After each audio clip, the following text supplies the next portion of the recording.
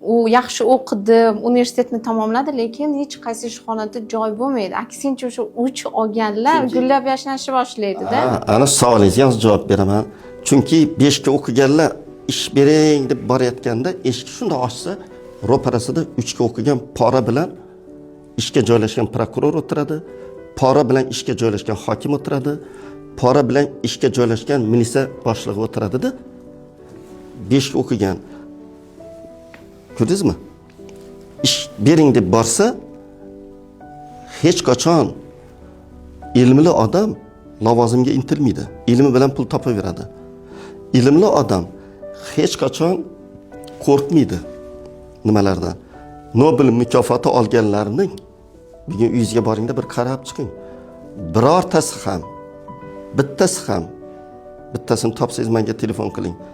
Topdim deng. Ilmiy tekshirish institutining direktori bo'lmagan. Na Niels Bohr, na Rutherford, na Einstein. Faqat laboratoriya mudiri bo'lgan.